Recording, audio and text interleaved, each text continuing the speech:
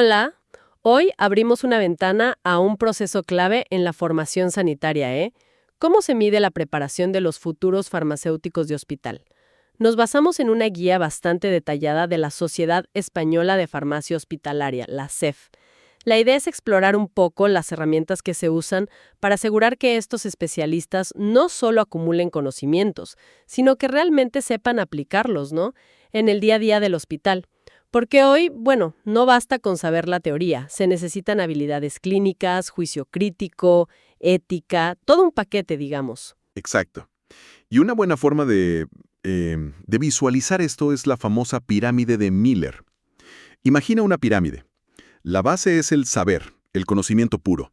Subiendo está el saber cómo, o sea, aplicar ese conocimiento. Más arriba, el demostrar cómo, usualmente en simulaciones, ¿viste? Y en la cima, el hacer. Actuar eficazmente en la práctica real, con pacientes de verdad. Las herramientas que veremos hoy, pues intentan evaluar todos esos niveles. Entiendo. Y un matiz importante, que ya recoge la normativa española, creo que es el RD 18-2008. Es la diferencia entre evaluación formativa, que es para aprender, para dar feedback y mejorar sobre la marcha, Ajá. y la sumativa, que es la que califica, la que certifica que se ha alcanzado un nivel. Aunque lo ideal, claro, es que hasta la evaluación sumativa sirva para aprender algo. Siempre debería tener ese componente. Muy claro el marco. Si empezamos por la base de la pirámide, entonces por el saber, ahí entra el clásico examen, ¿no? Sigue teniendo peso en esta era de evaluar competencias más prácticas. Sigue teniéndolo, ¿eh? Definitivamente. Aunque el foco esté en las competencias, necesitas una base sólida de conocimientos. El examen es, digamos, eficiente para verificar esa base teórica. La guía de la CFH subraya que para ser útil debe cumplir 3 requisitos. Ser objetivo. O sea, que la nota no dependa de quién corrige. Exacto. Objetivo. También representativo, que cubra lo esencial del tema. Y justo, que la dificultad sea acorde a lo enseñado. Bien, Hay distintos formatos. Orales, que permiten explorar el razonamiento, digamos, y escritos. Dentro de los escritos están las preguntas de desarrollo para ver la visión global. Las cortas, que piden capacidad de síntesis, y, muy populares en salud, las de opción múltiple, las PEM o MCQ. Las típicas preguntas tipo test. entiendo. Las ventajas parecen claras. Objetividad para medir conocimientos, fáciles de administrar a grupos grandes. Pero, ¿y las limitaciones? Supongo que no miden bien la actitud o cómo te relacionas con los demás, ¿cierto? Exacto. Esa es la principal limitación. No evalúan bien aptitudes ni actitudes. Y otro punto que menciona la guía es que diseñar buenas preguntas de examen, especialmente las de opción múltiple, requiere bastante pericia y tiempo. No es tan sencillo como parece, la verdad. Hablando de las de opción múltiple, que son tan comunes, ¿qué las hace efectivas? Y mencionaste trampas técnicas. Eso me intriga. ¿Cómo puede una pregunta tener trampas? Suena curioso. Bueno, son efectivas por su fiabilidad. Si están bien hechas, claro. Un enunciado claro, una pregunta directa, una sola respuesta correcta y distractores que sean plausibles pero incorrectos. Las trampas técnicas son esos detalles de redacción que, a veces sin querer, pueden dar pistas sobre la respuesta correcta o confundir innecesariamente. A ver, ¿cómo cuáles? Por ejemplo, que la opción correcta sea mucho más larga y detallada que las otras, o que use las mismas palabras clave del enunciado. Ojo con eso. O usar absolutos como siempre o nunca, que bueno, casi siempre indican una opción falsa. También hay que evitar pistas gramaticales o lógicas obvias. El objetivo es evaluar el conocimiento, no la habilidad para descifrar exámenes. ¿Se entiende? Vaya, uno no piensa en todo eso al hacer un test. Es todo un arte, entonces. Para evitar esas trampas y hacerlas realmente útiles, ¿qué recomienda la guía? ¿Alguna clave? Sí, sugiere usar viñetas, pequeños casos clínicos. Eso obliga a aplicar el conocimiento, no solo a recordar datos. También enunciados claros y opciones cortas. Evitar las dobles negaciones o preguntas tipo ¿cuál de estas no es? Son confusas. Y sobre todo, enfocar las preguntas en la aplicación y el razonamiento clínico más que en la simple memoria.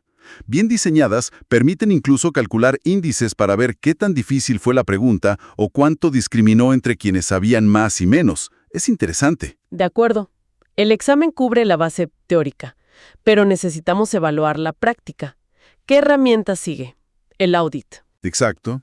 Podemos hablar del audit, que ojo, no tiene nada que ver con finanzas, claro.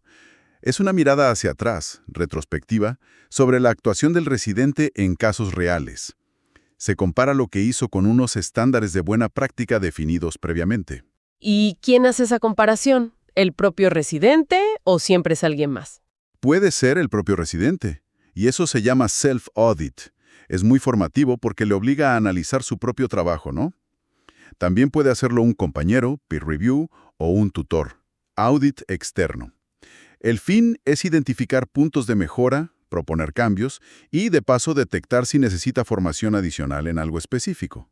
Se busca aprender de la experiencia pasada para mejorar el futuro. Suena lógico.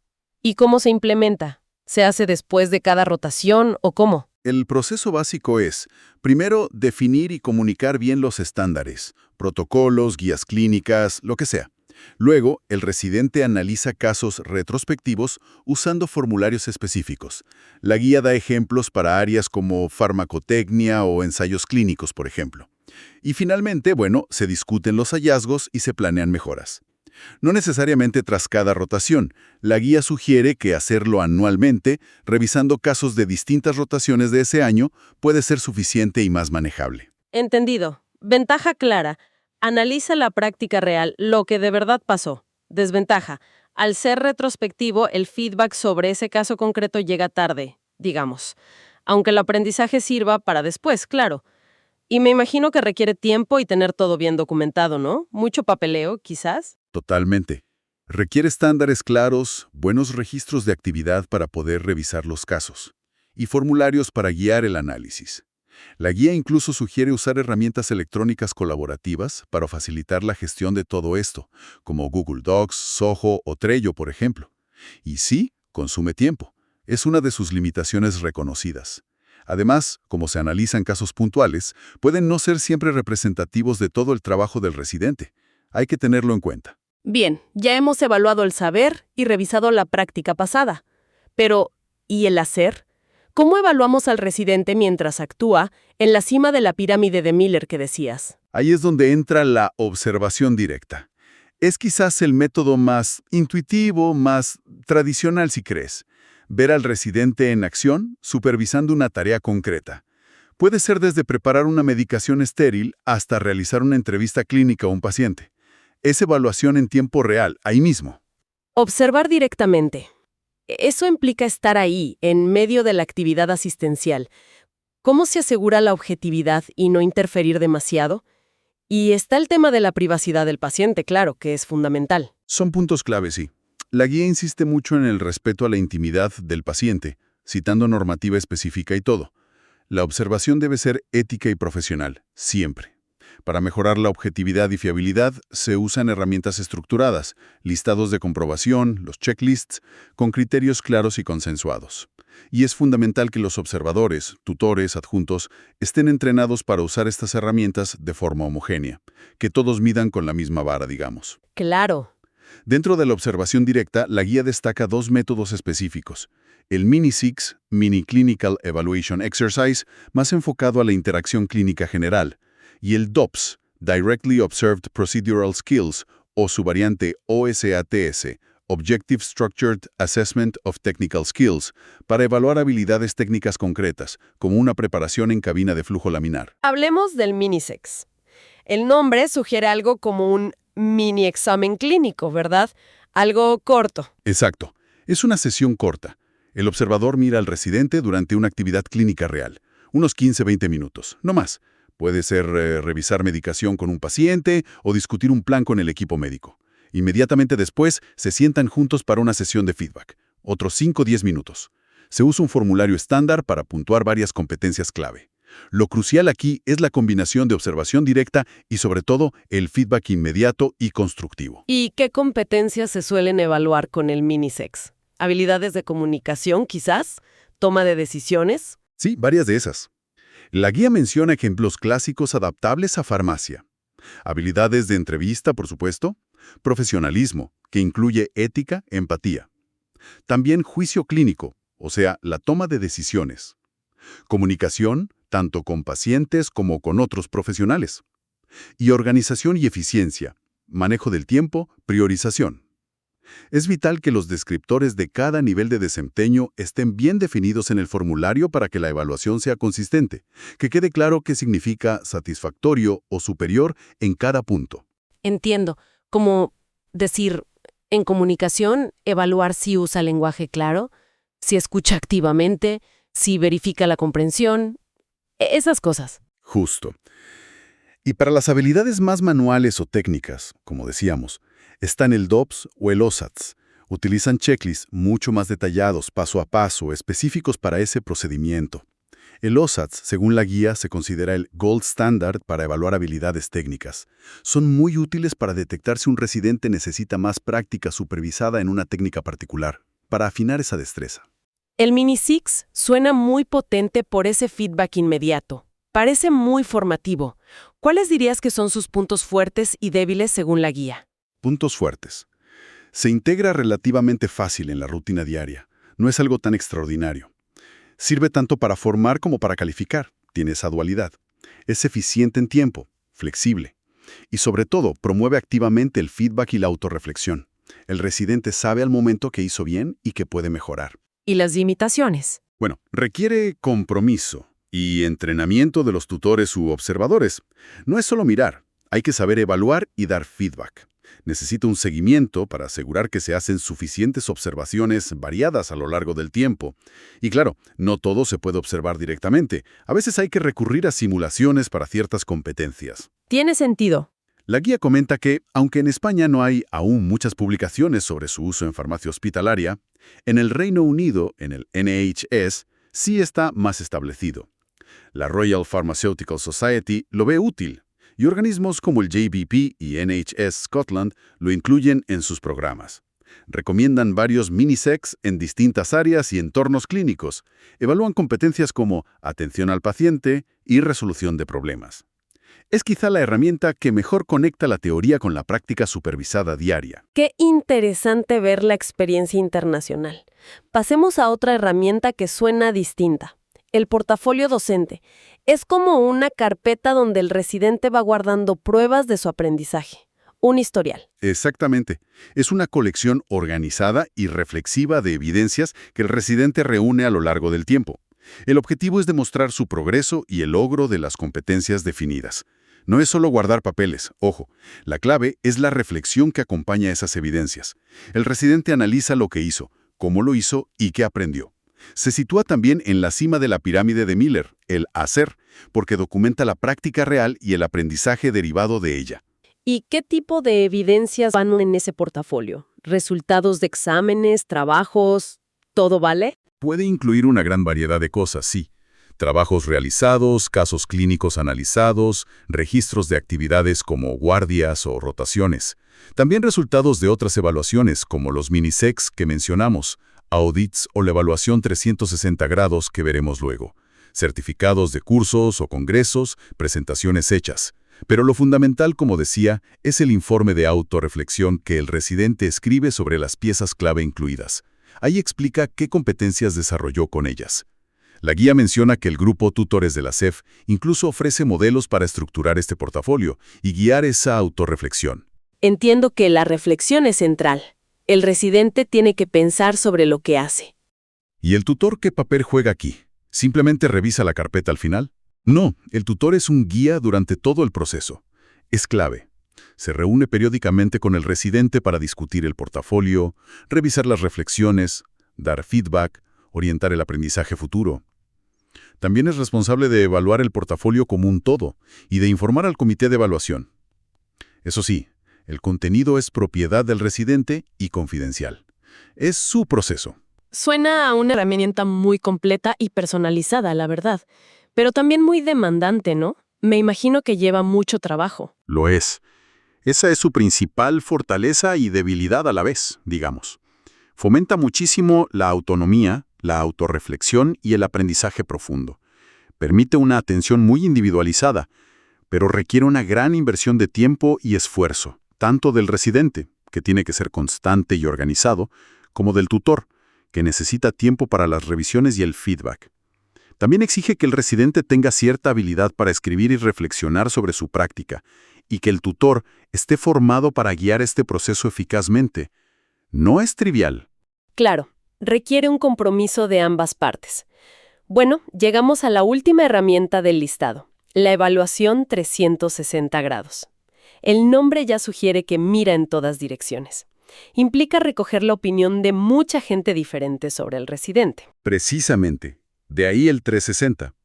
Es un método para obtener feedback sobre el desempeño del residente desde múltiples perspectivas. Incluye a sus superiores, tutores, jefes de sección, sus iguales, otros residentes, personal a su cargo si lo tuviera, como técnicos, otros profesionales con los que colabora, médicos, enfermeras, e incluso, en algunos casos, los propios pacientes, cuya opinión es muy valiosa para evaluar la comunicación y el trato. La idea es obtener una visión mucho más completa y balanceada de sus competencias, sobre todo las relacionadas con el trabajo en equipo, la comunicación, el profesionalismo, esas habilidades más blandas, digamos. ¡Qué interesante! Y decías que viene... Del mundo militar. Sí, fíjate qué curioso. Su origen está en la inteligencia militar, y luego se adaptó al mundo empresarial para evaluar ejecutivos. Y de ahí al ámbito sanitario. Mira vos. ¿Y cómo funciona en el día a día de la residencia? ¿Se reparten cuestionarios anónimos? Básicamente sí. Se usan cuestionarios generalmente anónimos, diseñados específicamente para evaluar ciertas competencias a través de comportamientos observables, no opiniones vagas, sino conductas concretas. El proceso tiene varias fases. Primero, preparar el terreno, explicar el propósito, asegurar la confidencialidad, formar un poco a los evaluadores. Luego, diseñar o adaptar los cuestionarios. Tienen que ser válidos y fiables. A veces se hacen pruebas piloto. Después, seleccionar a los evaluadores. Tienen que ser personas que conozcan al residente lo suficiente en distintas facetas. Y administrar los cuestionarios. Y la fase crucial, la retroalimentación. Aquí, el tutor recoge todos los resultados, los analiza de forma agregada, sin nombres, por supuesto. Ajá. Y se sienta con el residente para comentarlos. Se compara la autoevaluación del residente con la visión de los demás. Se identifican puntos fuertes y áreas de mejora. Y a partir de ahí, se define un plan de acción concreto. El anonimato y la gestión del feedback parecen críticos para que funcione y no genere conflictos o tensiones, ¿no? Absolutamente. Garantizar la confidencialidad es vital. Si la gente no se siente segura, no será honesta. Y el tutor necesita estar muy bien entrenado para dar ese feedback de forma constructiva, centrada en el desarrollo, en ayudar, no en la crítica destructiva. Es un arte también. Bien implementada, la 360 es muy valiosa porque da una visión muy realista de cómo se perciben las habilidades interpersonales y profesionales del residente. Áreas difíciles de medir de otra forma. Permite contrastar la autopercepción, cómo se ve uno mismo, con la realidad externa, cómo te ven los demás. Eso puede ser muy revelador. ¿Y con qué frecuencia se haría? ¿También anualmente, como el audit? La guía sugiere que lo ideal sería anualmente, sí, pero reconoce que es un proceso complejo y que consume recursos. Como mínimo recomienda hacerla 2 veces durante la residencia. Por ejemplo, al principio, quizás en el segundo año, y hacia el final, en el 4.º año. Así se puede ver la evolución y el impacto del plan de mejora que se haya establecido. Claro, ver si hubo progreso. Exacto. Sus limitaciones son, bueno, el riesgo de sesgos si los evaluadores no conocen bien al residente o solo lo ven en situaciones puntuales. Se mitiga con muchos evaluadores diversos. La dificultad de asegurar el anonimato total en equipos pequeños. La necesidad de tutores hábiles en feedback, como decíamos. El consumo de tiempo y recursos. Y que comparar resultados entre hospitales puede ser complicado si no se usan los mismos cuestionarios o métodos. La guía, por cierto, incluye ejemplos de cuestionarios para evaluar profesionalismo, comunicación, trabajo en equipo, desarrollados por el grupo de tutores de la CFH. Son un buen punto de partida. Bueno, hemos cubierto bastante terreno, ¿eh? Examen, audit, observación directa con el Minisex o el DOPS, el portafolio y la evaluación 360 grados. Se ve como cada una aporta una pieza diferente, evaluando desde el saber teórico hasta el hacer en la práctica real, intentando cubrir toda esa pirámide de Miller que mencionabas al principio. El objetivo final, claro, es tener farmacéuticos hospitalarios bien preparados para la complejidad actual de la sanidad. Exacto. Y al final, después de revisar todas estas herramientas, surge una reflexión importante, creo yo. Todas ellas tienen ese doble filo. Sirven para formar, para ayudar a aprender, ese es el componente formativo, pero también para calificar, para decir si alguien es competente o no, el componente sumativo. El gran reto para todos los implicados, tutores, servicios, instituciones, es encontrar el equilibrio. ¿Cómo asegurarse de que estas evaluaciones impulsen de verdad el aprendizaje continuo y la reflexión? Que no se queden en meros requisitos burocráticos para obtener un certificado. ¿Cómo hacer que la evaluación sea, como decíamos al inicio, un auténtico motor de aprendizaje? Esa es la cuestión. Esa es, sin duda, la pregunta clave que queda flotando. ¿Cómo convertir la evaluación en una verdadera palanca de desarrollo profesional y no solo en un trámite? Con esa reflexión cerramos nuestra exploración de hoy. Muchas gracias. Gracias a vos. Hasta la próxima.